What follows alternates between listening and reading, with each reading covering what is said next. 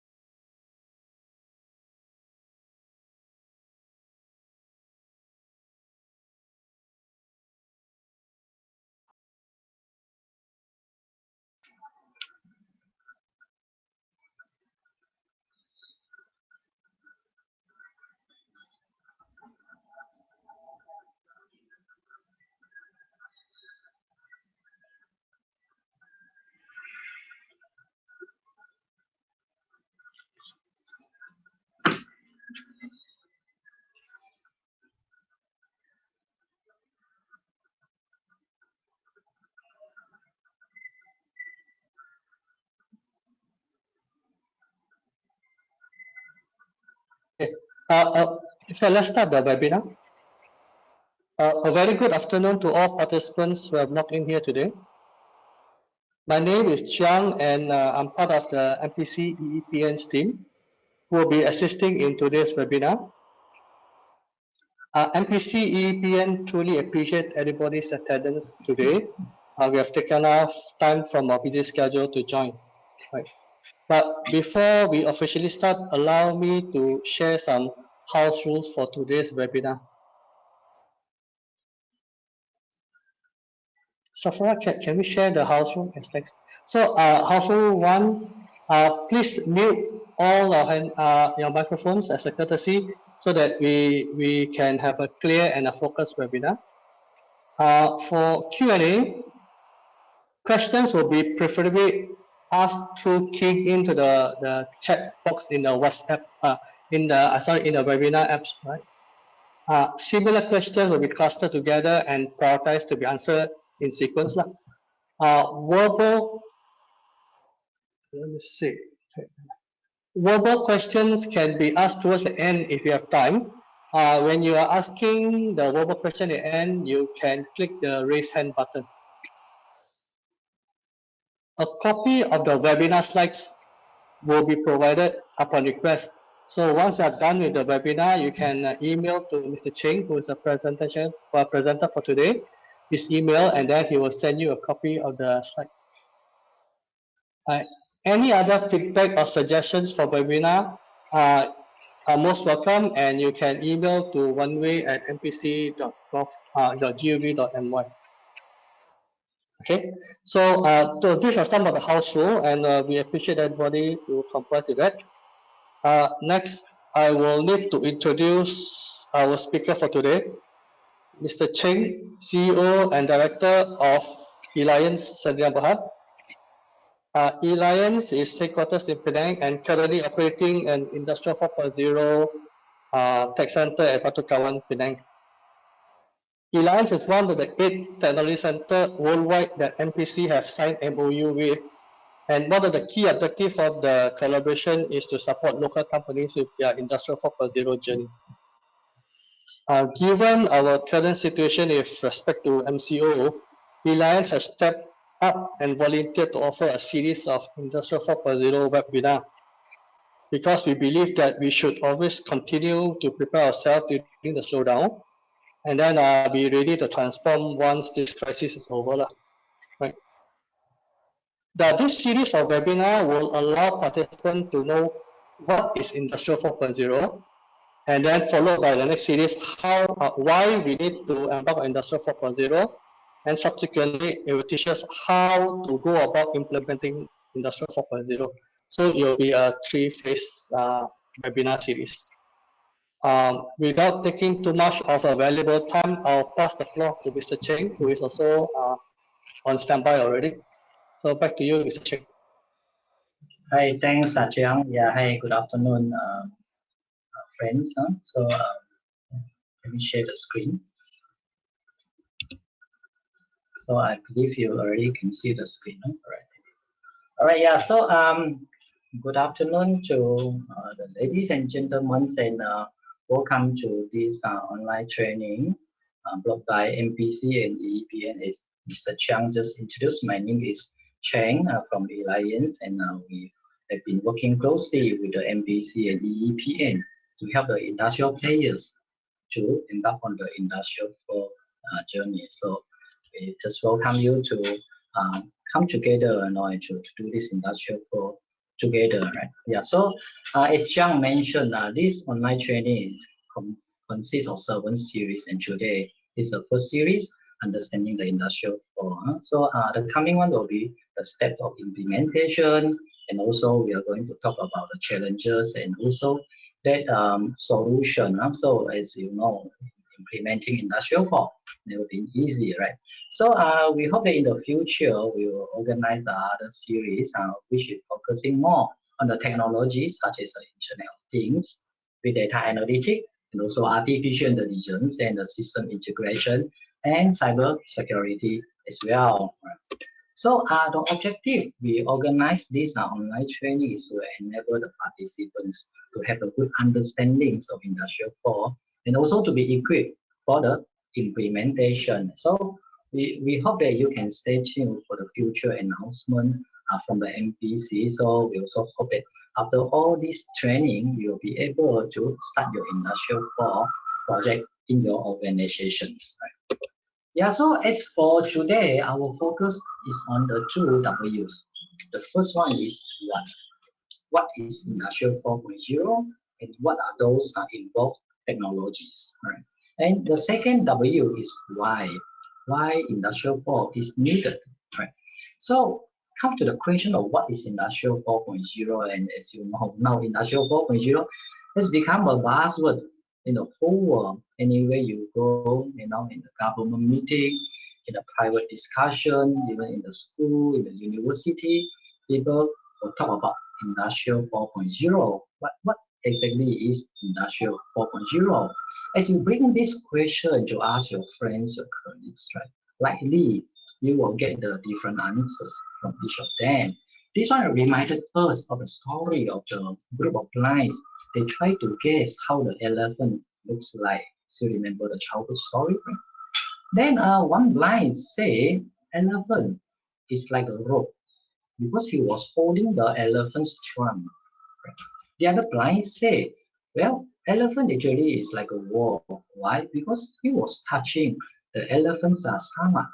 Elephant got a big tummy, so he thought elephant actually is like a wall. Well, the other two blind, they also give different of their opinion how the elephant looks like. But can we say the answer are wrong?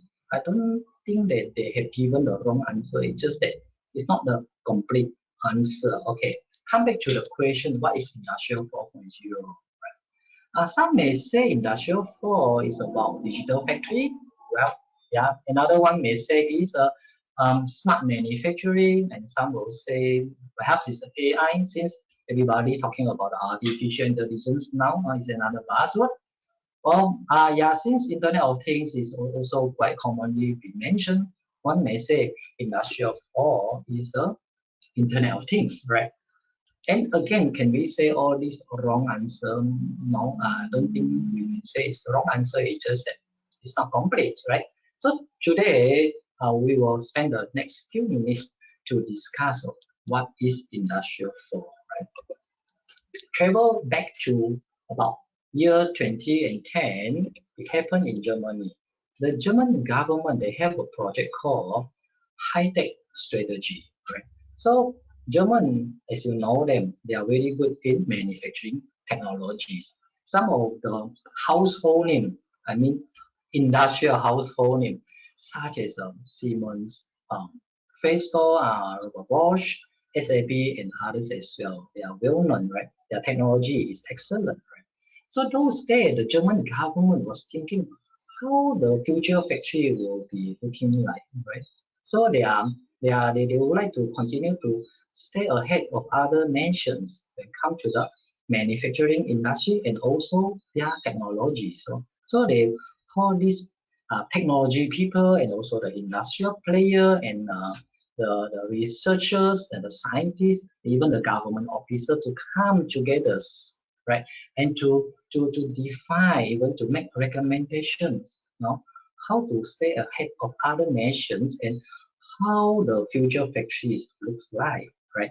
So after months of the brainstorming, after months of discussion and checking around with the different domain experts for the new technology they have invented, they have come out with a suggestion.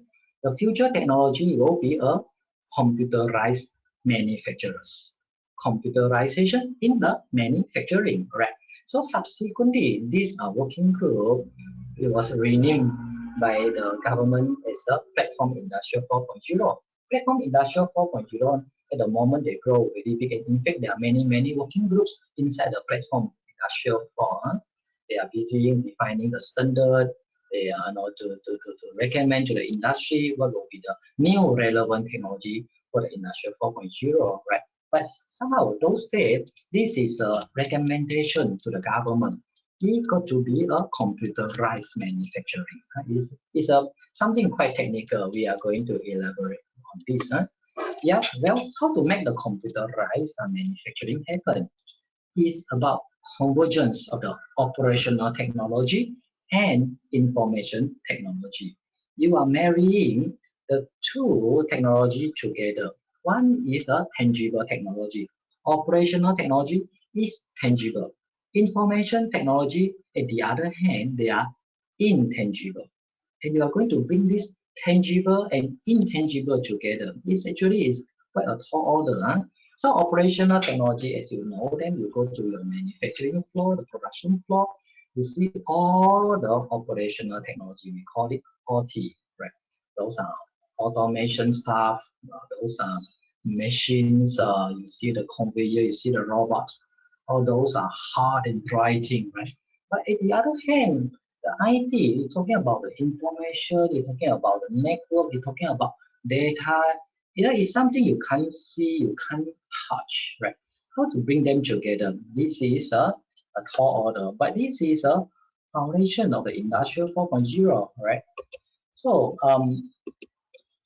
sorry, okay. So this is a design principle.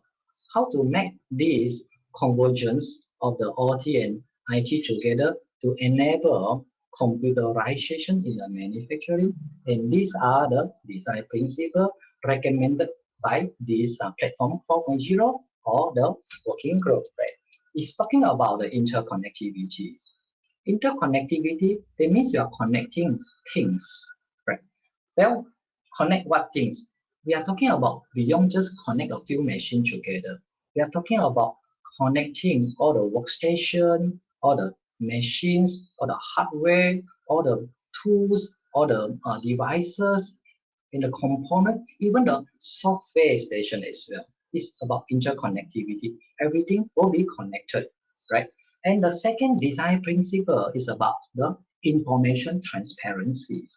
After you get those things connected, you will generate data and you turn it into the information. And this information will be shared among all the other members. We call them stakeholders. That means it can be another machine, it can be another device, another sensor, another motor, and even those are in the management floor, maybe the HR department, and also the finance department are as well. So the information of one particular station equal to make known to others if it's needed, right? And the other design principle is the decentralization. No longer you will have one or two server sitting on top. You will decide for everything connected to the server, right?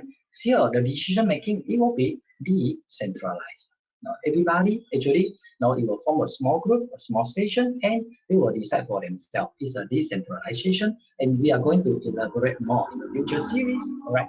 So one more design principle is a technical assistance. Right. So in the computerized manufacturers, in the computerized manufacturing, you got to have that kind of intelligence. Like for example, this afternoon, you would like to run a new model, right? So this morning you are running one model, this afternoon you are running another model, and the system should be able to advise the conveyor about the new model they are going to run, the new product they're going to run, and how width is the conveyor should adjust to, right? The speed of the conveyor, and even the machine, how the machine going to handle this new so-called recipe. It's all self-optimization, self-configuration, and self-adjustment. Right, so this is a technical assistant, right? So the design principle, interconnectivity, transparency, decentralization, and also technical assistance. Right? Yeah, right. So you see, this whole thing it become a recommendation for implementation. And in 2012, this working group we bring this recommendation of implementation include what technology are relevant and also what are the design principles and present to the German government. Right? And the following years, 2013, they officially introduced in the Hanover Messe or Hanover Fair. Hanover is a little town in Germany. And every year at Hanover, they organize one of the largest technology exhibition in the world. Right? There are several thousands technology exhibitors there to showcase the latest technology offering. And in fact, this best platform for any technology company to showcase their technology advancement, right? But of course, this year the handover may say had to be cancelled, as you know, it's a COVID-19. Huh? Yeah, so I'm going to wait for next year and see that what will be introduced then. Huh? So okay, 2013, the working group, and then it's already called Platform Industrial 4. Huh? They introduced this new um, new concept or new recommendation in the handover message, and until this point of time, as you look at it, this whole relevant technology and also the design principle, the application area already goes beyond the manufacturing sector. Still remember, those days the German government is just looking at the manufacturing industry and also the manufacturing technology.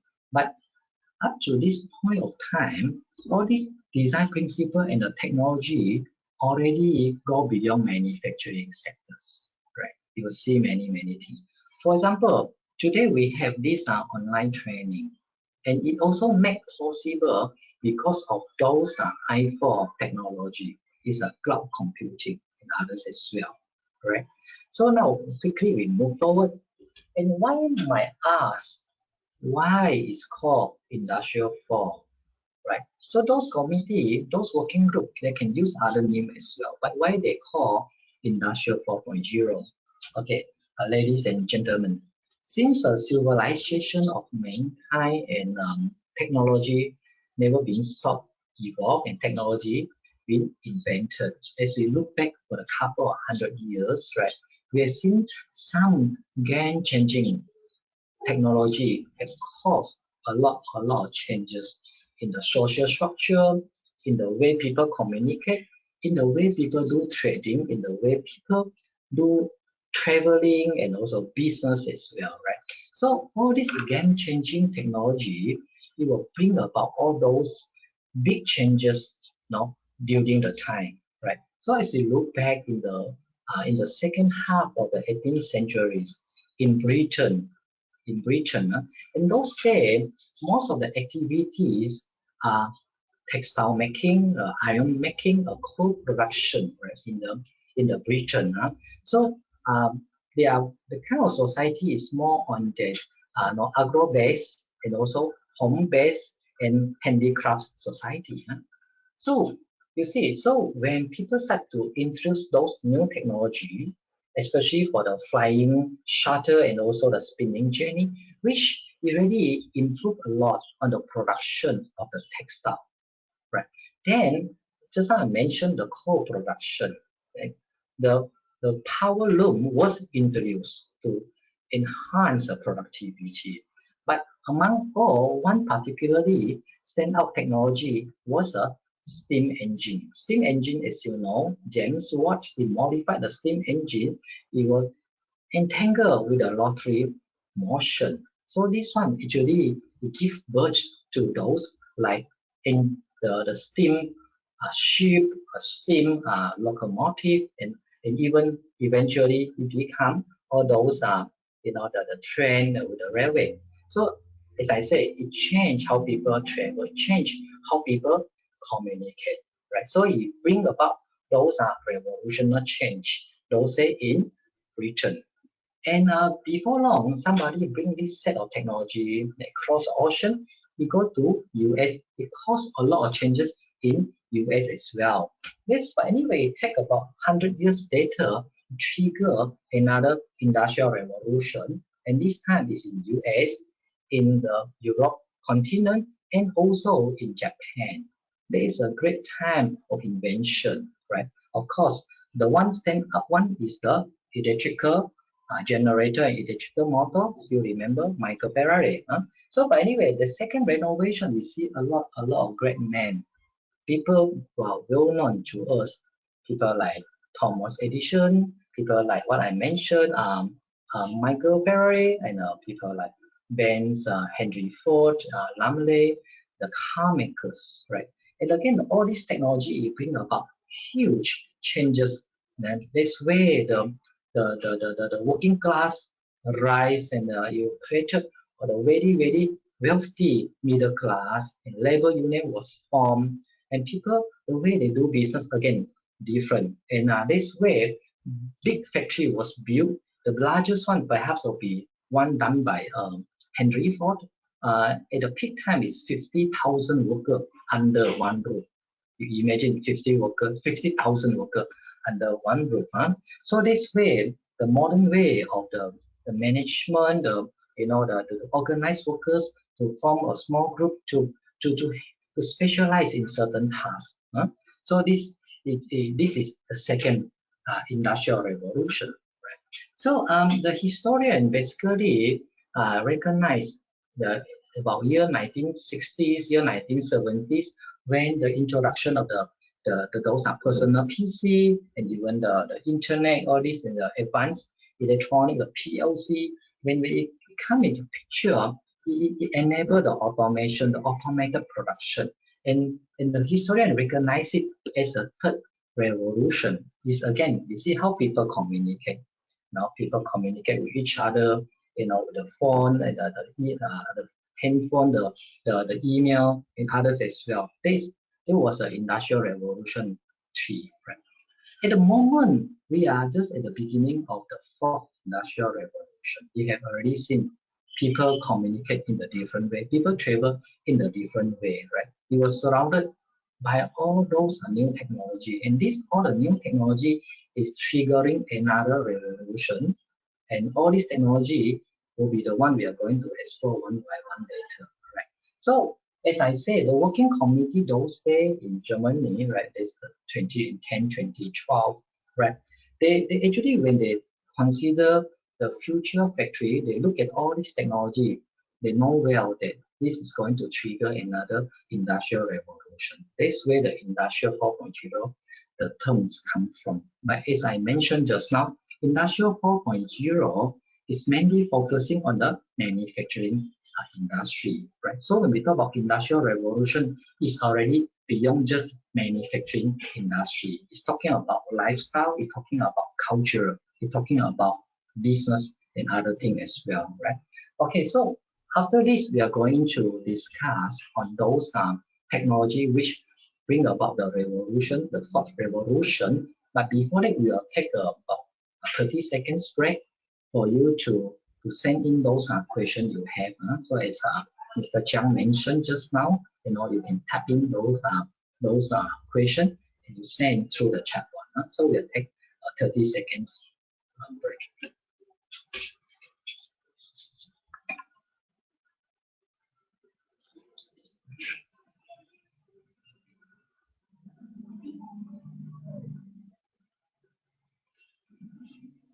Mr. Cheng, I have one question here. Okay, sorry, so sorry, we are going to discuss it only after the sharing. okay. We're going to discuss the question after the sharing. Yeah, sorry. Yeah. It is mentioned in the house rule. All right, for the next perhaps 10 to 15 minutes, we're going to discuss about those technologies which causing the industrial revolution of this era. There are many, right? There are many, and in fact, not all these are equally important. Some of these are presently very, very relevant, and some of these they have some potential, but perhaps later on you will see the real implementation or the real deployment. All right. So we are going to take this 15 minutes to discuss about all these technology which trigger the industrial revolution of the present time. The first one, I personally feel that is the most important among all these technology, Internet of Things, IoT, right? So Internet has been introduced for quite some time now, and all of us are the user of Internet, right? So Internet, so all this while, the user are the humans, right? But I believe some of you have the smart home system, right? Still remember those smart home? You use a handphone or the tablet. You switch on the light, you communicate with the fridge, you communicate with the aircon, right? And also the door lock as well. We are using the smartphone to communicate with all these things, right? So do you know that all these things, as I mentioned, those are like switch, those are lock, those are aircon control, all this. In fact, they are the user of the internet, right? Now people already find way to connect all those things to the network, and through the network you can control them, you can know their status, right? So it's Internet of Things, no longer Internet of human only, but Internet of Things. The same can be applied in the manufacturing sectors, right? So in the factories, you can connect to a machine if the machine is already with a certain standard protocol, right? And but the question is that some of these equipment, some of these device or components is not equipped with those communication port. So how to get them connected, right? So we are talking about to have the interconnectivity, and we are talking about we're going to find way to connect them, right? So in the Internet of Things, there are three important players in order to make the IoT happen. The first one is the gateway. The gateway is the one who is responsible to connect those things, be it sensors, be it motor, be it machines, to your network. They are gateway. Gateway basically powered by either microprocessor or microcontroller. So for example, you will see this one, the one, this one is a lightweight gateway. And I'm so proud that this company actually is a Malaysian company. They produce this lightweight gateway and they supply worldwide. And and it's a microcontroller based. And this gateway actually is more on the heavyweight one, and is a microprocessor powered gateway. Yeah, so it's a heavy duty one. All right. So you see, gateway is the one who responsible to connect your sensor and also the attractor to the network, right? So for instance, just now you said, yeah, well, I have this equipment. For example, it can be a temperature oven, it can be a compressor, but this compressor, no way we can connect to the network because it doesn't have the communication port, right? So this way, all these sensor will come into play. You put sensor there, and you find way to connect the sensor to the gateway, and you connect to the network. And even if you think about want to control those equipments, and this equipment originally cannot be controlled, then you can place some attractor, some valve, no, and then to move those equipment. But anyway, this is loosely defined, right? So the other component which is important in the Internet of Things are those visualization tools. And again, I'm very proud to have these two local companies. They produce those visualization tool, and they are able to supply to other countries as well. One is a technology, another one is a V1. V1, as you know, that is a product of VTRUX, right?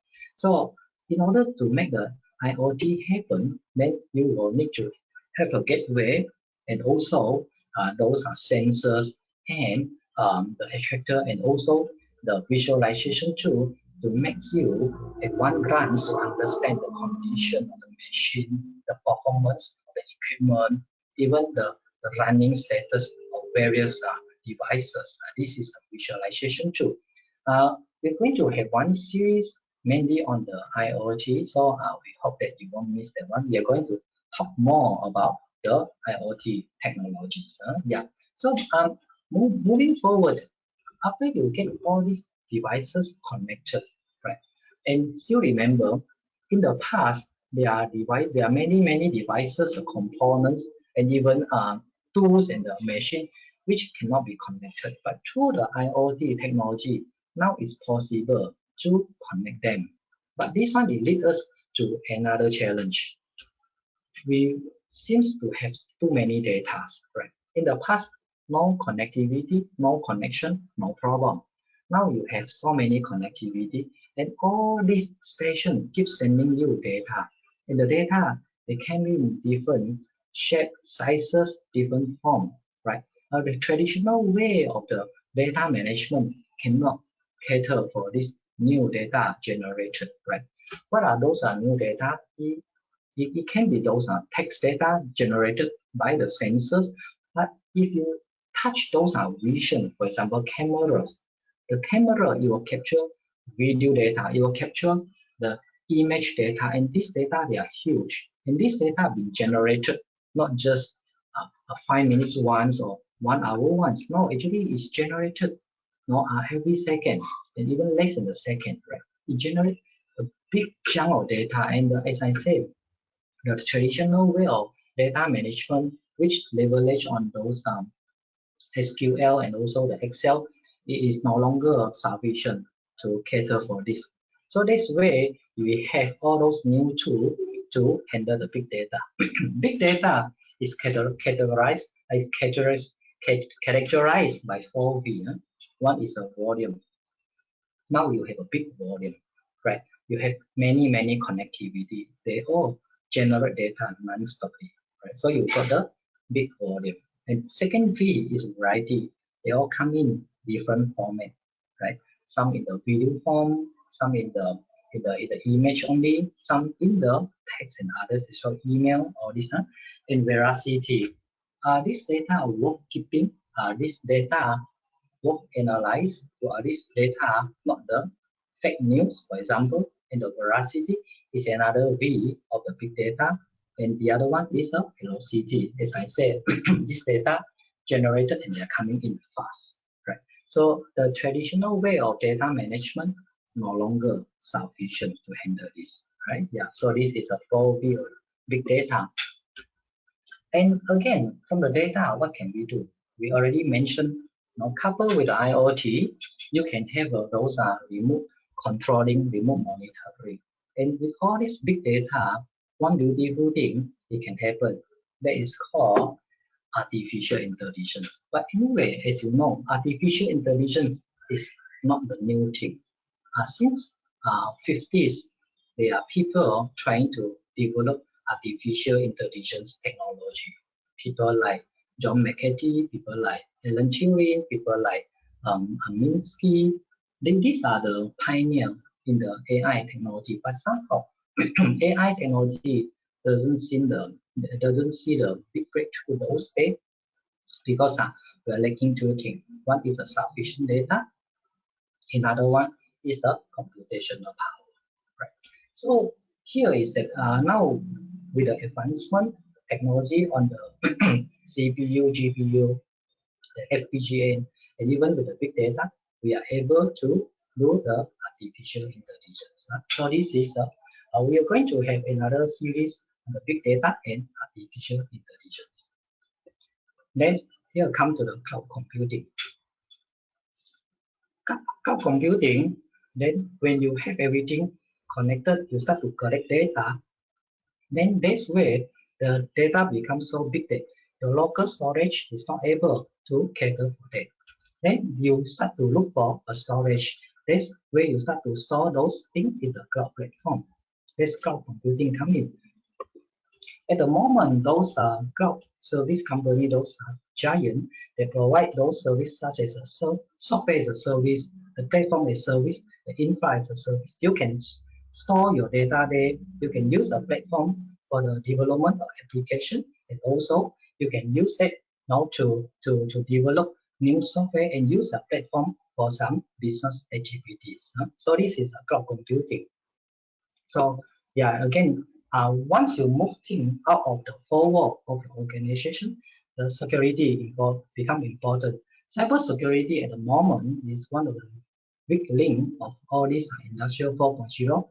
So cybersecurity is one concern we also have. No? Yeah. So we have already covered a few technology, and again, we would like to take a half-minute break for you to send in the question. See you later.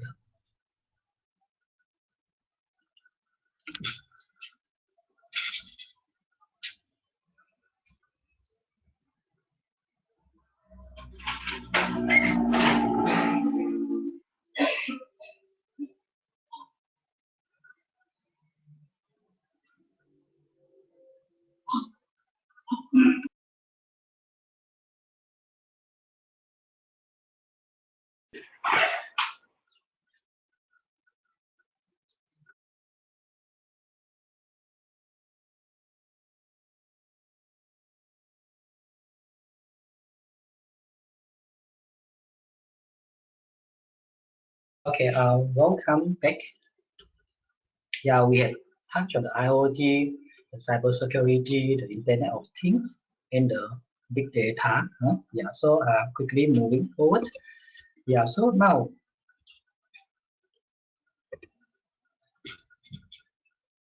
advanced robotic. When you talk about to create the computerization of the manufacturing and to enable the smart factory, uh, robotic technology has played a big role all this while, right? So when we talk about robotic technology, and you are familiar with this kind of robot, it's called industrial robot, right? Industrial robot, and it has been around for quite a number of years, and it is playing a big role in the automation. And whenever you see this industrial robot, you will see some kind of barricade, some kind of fencing, and also the glass door and windows, right? So in a way, actually, is trying to keep the safe distance between the robot and the people, right? So with the advancement of technology at the moment, we can see this one we call the collaborative robot, which it can work side by side with a human, right? Collaborative robot, and so there are certain tasks good, for robot to handle, but there are certain tasks robot is not able to handle well, especially those are non-rigid items, which now you need human to handle. But then again, now collaborative robot it allow the human and the robot working side by side to improve, to enhance those productivity.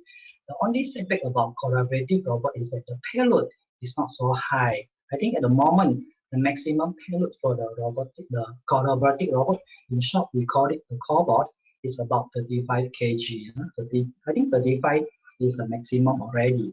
But anyway, for industrial robot, you can go up to a few hundred kg or even go to tons, right?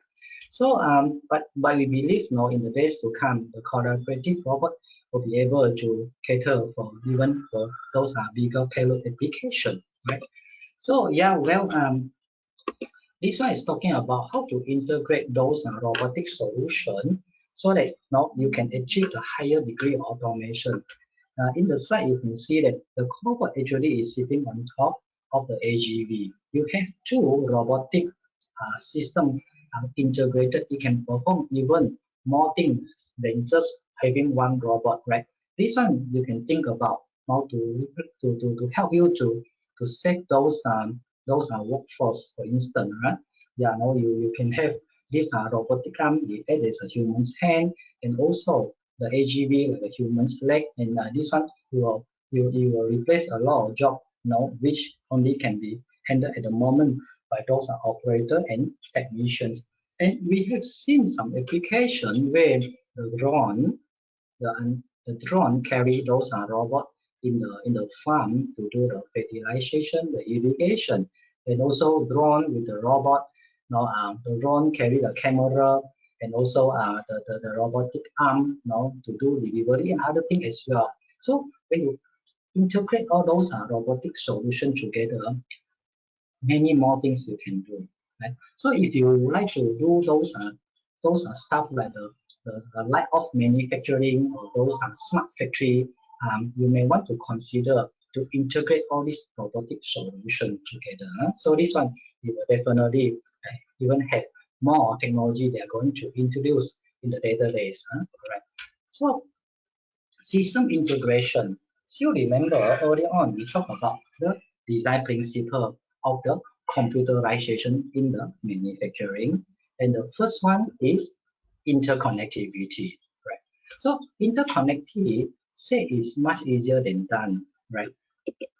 Some of you may be familiar with this. We call it automation pyramid. But I believe all of you belong to one of these layers. Right? Those people serve in the financial department, in the HR department, in the purchasing department. You may be a user of the ERP, right? And moving down, if you are someone like the floor, the production manager, or that a supervisor, you are familiar with the MBS, right? MBS stands for Manufacturing Execution System. The ERP stands for Enterprise Resources Planning. Right. So you will have an Mr. MBA. Ching, sorry to interrupt you. Right. Mr. Ching? Yes, yes. Okay, so we have just a process check. We have 15 more minutes, and there's some questions that is a common one that we need to answer towards the end. So you need to find a way to manage time because we need to end by 4 p.m. Yeah, sure. Right. Huh? So, okay, the MBS is the Manufacturing Enterprise System. And if you are handling those equipment, you are handling machines, many machines, you may be familiar with the SCADA. SCADA is a network automated system, right? Then, of course, most of the machine is always handled by one controller. It can be a PLC, a PC, a PID, and others as well, right? We are talking about the individual machine. And within the machine, there are sensors, there are actuators, there are those components, right? So when we talk about the system integration, we are talking about how to integrate the different layer, integrate it, and there will be some seamless communication among those layers. But in the spirit of Industrial 4.0, we are not talking about the integration of two layers, the next layer. We are talking about the integration of one layer to any other layer. It's not necessarily the next layer. For instance, if say I want to talk to my ERP system, want to talk to my PLC, in the Industrial 4, we got to make it happen, right? And how about you say I want my MBS to talk to my sensors, right? And we got to make it happen. So this whole thing is about system integration technology and is a biggest pain point in the industrial right now because most of our system they are the legacy system, right? So they don't have those spot, they don't have standard protocol, and to integrate them is very challenging. And we will have one series in the future to talk about system integration. And please stay tuned, right? So additive manufacturing, we are talking about 3D printing. Okay, 3D printer at the moment in greater demand due to the COVID-19, and there are some groups in the university, they are also in some of these factories. They group them together and they go to get those 3D printing. They get those 3D printer to print those face shield for the frontliner who fight the COVID-19. But traditionally, this 3D printer is good for the prototype development. You will cut short those prototype development. So no longer you got to get some mold to build a new casing while we are thinking about to build a new product. So you can use a 3D printer to build those things to print for you. So we have seen these 3D printer are getting more and more common in the market right now. Yeah, the other one actually is augmented reality. Augmented reality at the moment also we don't see much of the deployment, but most of them at the POC level at the factories.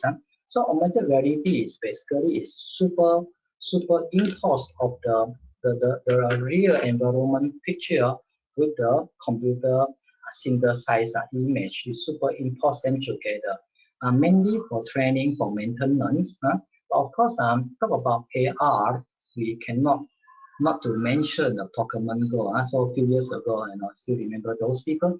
They are holding the handphone. They run everywhere, just try to catch that little cute Pokemon. And that is the augmented reality technology, right?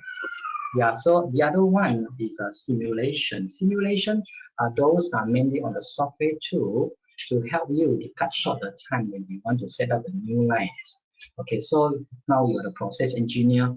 You know the boss asks you to set up a new production line, and traditionally you got to bring in those hardware, those are actual things, and to set up the line. Then we start to count the time taken, and we do rearrangement, and we see which will be the best arrangement, right?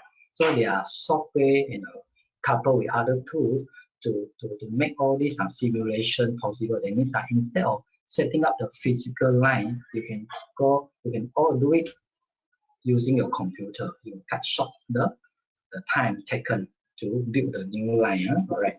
So, but I must stress that Industrial 4 technology is not just restricted to these so-called 9 pillars, right? as we look at it, there are some new technology. We see the great potential is going to cause a disruption in the manufacturing sector as well.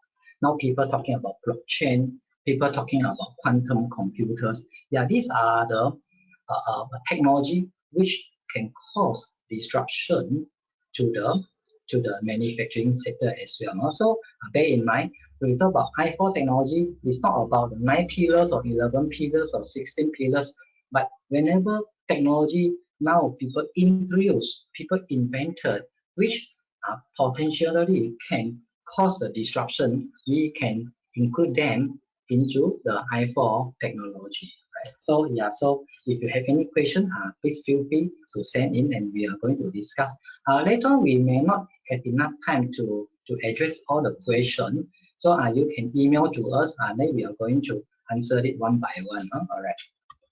So any new technology actually is meaningless unless it can bring benefits to your organization. Right. Okay. Now we are living in a very, very challenging time. Right. There are all these new startups now using the new technology. Now they are bringing in new product and services, and they disrupted all those are incumbent, those are existing ones, and many of them be disrupted. The best example, the classic one, is always the Grab and the taxi. Grab basically they are using the i4 technology to disrupt the taxi business. And of course, we have seen the others as well. Now those are brick and mortar shop be disrupted by those are online shop, right? And in fact, the same thing can be happening in the manufacturing sector as well. So at the moment, I think one of the pressing tasks of everybody is that how to make our business, how to make our product, how to make our services relevant, and how to make our organization competitive. Right. I think this is more pressing issue. And thank goodness, the Industrial 4.0 technology will enable us to achieve that, right? So Industrial 4 technology, if you plan it well, you use it in the right place, it will bring about all these benefits such as a cost saving, maximize your asset utilization, a business opportunity, it will improve your productivity, reduce downtime, and also other things as well. The personalization to satisfy the customers. Okay. So quickly, I would like to introduce this called Digital Compass, and it is invented by a leading consultant company called McKinsey. Right. So in this Digital Compass, there are two big circles. One is called Industrial 4, the levels. Another one is a drivers. Let's have a deeper look on this. Okay, in the middle is a value drivers. So these are the things you would like to improve, right? You would like to cut short the time to market. You want to improve the supply demand match. You want to improve your product quality and also your after sales service and maximize your asset utilization as well, right? How to make this thing happen? How to make the improvement happen, right? So okay, still remember just how we went through those industrial 4 technology, for example, IoT. IoT, it will enable you, for example, the remote maintenance, right? Over the internet, you can see the performance of the machine. You can see the performance of the equipment, right? So it enables remote maintenance or remote monitoring or control. Through the AI, you can have the predictive maintenance. You can predict the machines and the components and the device performance, right? And also, just now we talked about the cobot. The cobot will enable human and robot collaboration is for the enhancement of the productivity, right? So how to use this digital compass? Actually, you just need to match them. For example, if I want to improve my service to my client, I may want to consider this remote maintenance, right? If I'm able to do that, my competitor can't do that, I will have an advantage. Okay, but if say I'm a factory manager or the engineer, I want to maximize my asset utilization. I may want to consider using the IoT with the big data and also the AI to bring about the predictive maintenance. This one it will enhance my asset utilization. And if say I want to improve my labor productivity, I may want to consider the human and robot collaboration. This way the cobot come into play and others as well, right? So in our future series, we're going to discuss this more. So this is my last slide, and using this slide to guide my client to identify the Industrial 4 opportunity in the manufacturing sectors, right? Industrial 4 actually is relevant to all the departments in the factories, not just production, but actually, in fact, all the departments. So normally, I will guide my client to go through this table, right? So here is all the industrial 4 technologies, and here you have all these departments. Then we guide them go through this table, and we guide them how to identify the opportunity and to do the industrial 4, right? So yeah, so this is my last slide, and thanks for your patience and attention. And I know you may have some question, and I hope we can answer as many questions as possible. And if say I can't answer your question, you may want to write to me. This is my email, or you want to text me. And if you want my slides, feel free to write to me, and I'll be happy to send you the slides. So thank you very much. Yeah, hope to see you guys again. So I will just hand over the time to the moderator. So, Mr. Ching, thanks for helping us manage time. There's one common question from the feedback, and maybe you can explain in more details in the subsequent series. The cost of implementing Industrial 4.0. You can briefly speak to it now, but maybe a subsequent series you can talk more. Cost of implementing Industrial 4.0 for SMEs. Thanks.